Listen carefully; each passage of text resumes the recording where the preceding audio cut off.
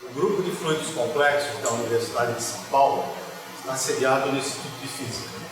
E ele estuda há cerca de 25 anos diversos tipos de materiais líquidos, que são chamados fluidos complexos, dentre eles os ferrofluidos, que são colóides magnéticos, cristais líquidos e líquidos de interesse biológico.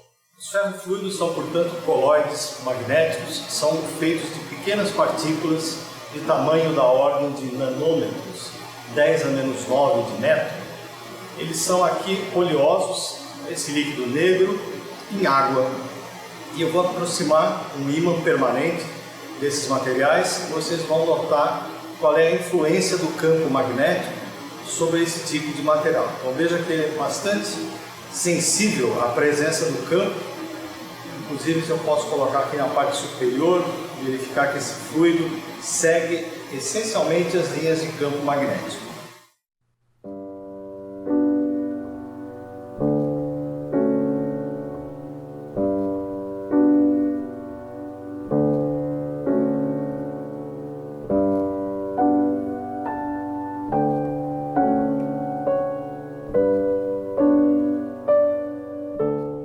Cristais líquidos, na verdade, são estados intermediários onde a matéria pode se apresentar entre um sólido cristalino, que seria um cristal, por exemplo, como quartzo, e um líquido puramente convencional como a água. Então, ele tem o status de um estado da matéria. Teria que dizer, esse material que tem esse nome, por exemplo, cianobifenil, que é um tipo de molécula, como se fosse a água, né? Apresenta fases de cristal líquido.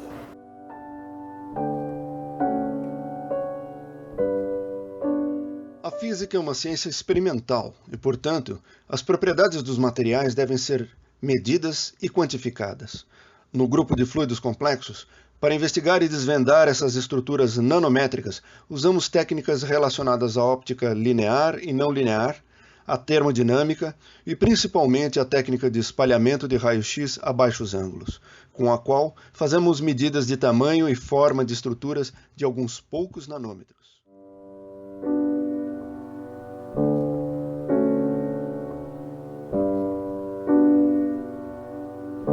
A área de fluidos complexos é multidisciplinar, relacionando-se à química, à biologia, à computação, à engenharia, à matemática e outras disciplinas, principalmente no âmbito da nanotecnologia e da nanociência.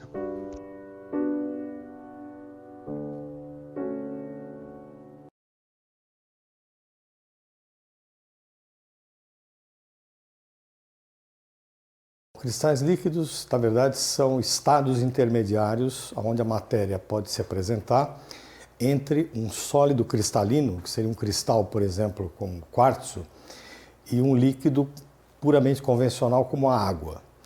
Então, ele tem o status de um estado da matéria. Chamar uma substância de cristal líquido é um abuso de linguagem semelhante ao que a gente comete quando a gente fala, por exemplo, a gente chama a água de líquido. A água não é um líquido, a água é uma substância que apresenta um estado líquido, mas ela também apresenta o estado sólido e apresenta o estado gasoso. Teria que dizer, esse material que tem esse nome, por exemplo, cianobifenil, que é um tipo de molécula, como se fosse a água, né? Apresenta fases de cristal líquido. Como vocês podem ver, na temperatura ambiente, ele é um líquido branco, porque ele está no estado líquido cristalino. Se nós aquecermos esse cristal líquido, ele vira um líquido transparente. É o que nós vamos fazer aqui agora. Então eu tenho o cristal líquido e ele vai virar um líquido quando eu colocar nessa chapa aquecida. Vamos esperar um tempo e ele está começando a ficar transparente. E aí, a alta temperatura, ele é um líquido comum. De volta para a temperatura ambiente, ele volta para o estado de cristal líquido e fica um líquido esbranquiçado. Esse é um processo reversível. O que vai ditar se uma substância apresenta uma fase líquido cristalino ou não é a geometria da molécula que constitui. Por exemplo, se pegar um cristal do tipo cúbico, um cristal de cloreto de sódio, por exemplo, todos os átomos estão organizados em um arranjo do tipo cúbico, não? E Se eu sei a posição de um deles, eu posso encontrar a posição de qualquer outro por translação. Saio desse ponto, ando essa distância, acho o outro. Ando essa distância, acho o outro e assim vai. Então isso aqui seria o NaCl. A água, se a gente pensar na estrutura da molécula da água, você tem um oxigênio e 2 hidrogênios, mais ou menos numa configuração triangular como essa aqui. Bom, se eu pego a água líquida, que a gente tem contato com ela diária, a posição de uma molécula em relação à outra não tem uma ordem posicional no espaço como tem um cristal. E isso faz com que esse material seja um material fluido. Quer dizer, que se eu pegar um cristal de cloreto de sódio, ele não vai escorrer quando eu colocar sobre a pia. A água não, a água se eu colocar sobre a pia ela vai escorrer. Por quê?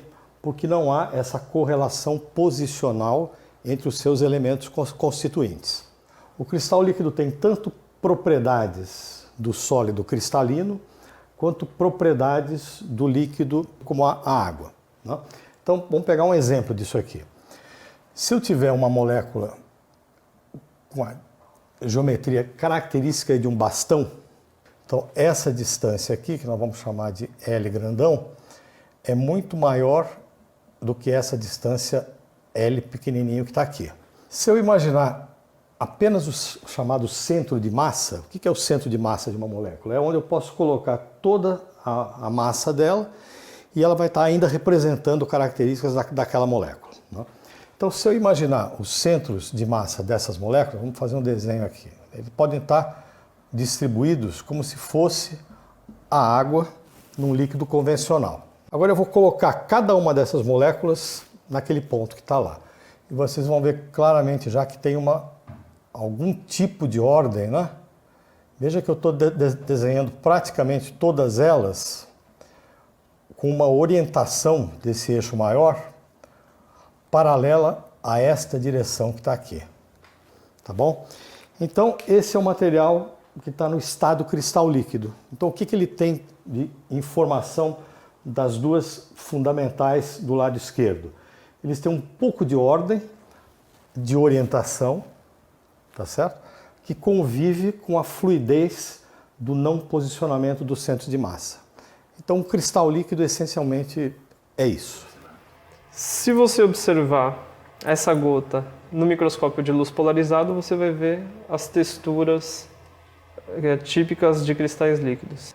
Quando nessa mesma configuração do microscópio de luz polarizada você observa um líquido, como a água, o álcool, um líquido simples, você observa uma imagem completamente escura.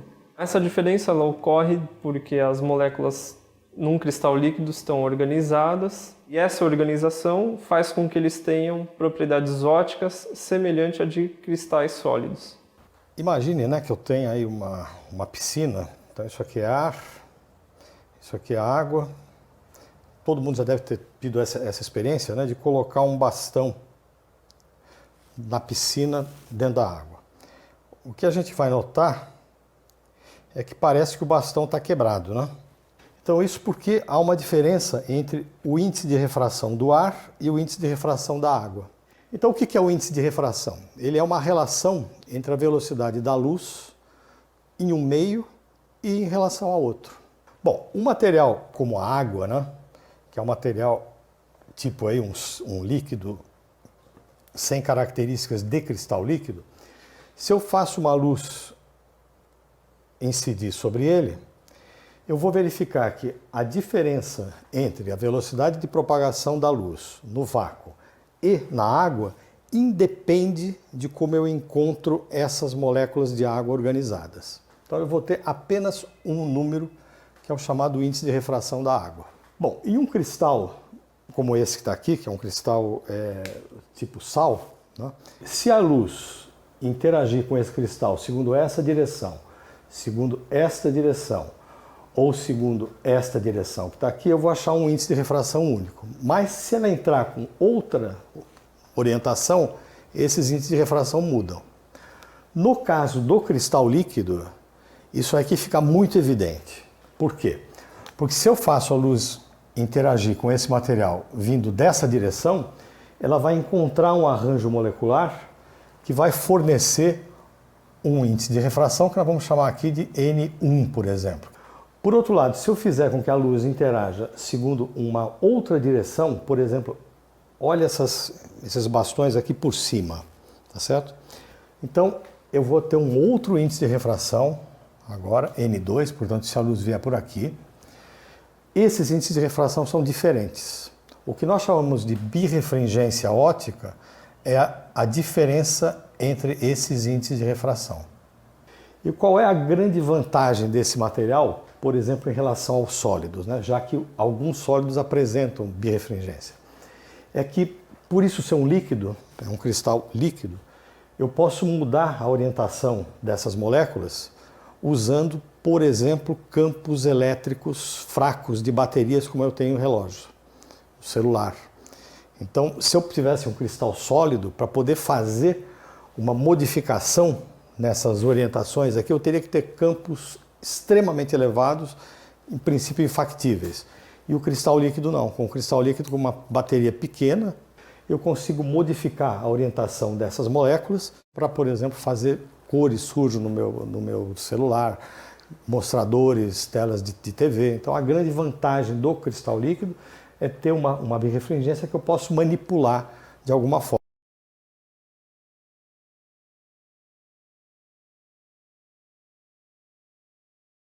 Além de lindos, os besouros Plus-Iotes resplendens têm a carapaça com uma propriedade ótica especial, refletir a luz de formas variadas. E agora um material semelhante foi produzido em um laboratório da Universidade Nova de Lisboa, em Portugal, e analisado pelo Grupo de Fluidos Complexos do Instituto de Física da USP.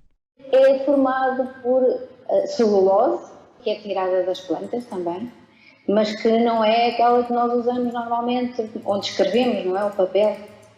Esta folha é um conjunto de nanocristais de celulose, cristais com um diâmetro muito pequeno, de 2 a 4 nanômetros, maiores que um átomo, menores que qualquer célula do corpo, e com algumas vantagens.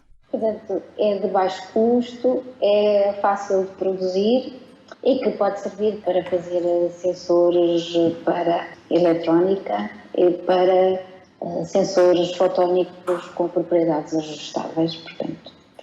Na pesquisa, a folha de nanocristais de celulose foi incrementada com uma substância no estado de cristal líquido. Geralmente na escola nós aprendemos que a matéria apresenta 3 estados: líquido, sólido e gasoso. Para alguns materiais, devido à geometria da molécula que constitui esse material, uma nova fase aparece, que é a fase cristal líquido. A olho nu, parece um líquido comum. Mas quando visto em um microscópio de luz polarizada, a estrutura é tão bonita que rende prêmios em concursos de imagens científicas. A vantagem de colocar o cristal líquido na folha de celulose é que o conjunto passa a ser ajustável por temperatura ou por eletricidade. Essas são imagens do microscópio e nós vamos ver a mudança da cor com a mudança da temperatura. Então o que nós observamos é, conforme vai mudando a temperatura, o cristal líquido ele deixa de ser um cristal líquido e torna-se um líquido comum. Então a temperatura está variando, a cor começa a mudar ligeiramente. Nesse ponto nós observamos a transição e a cor muda completamente. Esses materiais são chamados materiais que fazem parte de um circuito óptico, vamos dizer assim, inteligente. Porque hoje a informação ela percorre aí as fibras ópticas, né? É luz que está sendo transmitida de um lado para o outro. Bom, mas eu quero transmitir essa luz de uma forma controlada. O que esse material faz é o que a gente chama de um diodo óptico, que faz o seguinte: dependendo da minha atuação, eu tenho corrente passando por um lado ou tenho corrente passando por outro. Então, todo o circuito que nós temos nos nossos celulares usam esses princípios elétricos. Então, nós podemos fazer a mesma coisa agora com luz. É uma forma de você transmitir informação em que você não tem perda por aquecimento.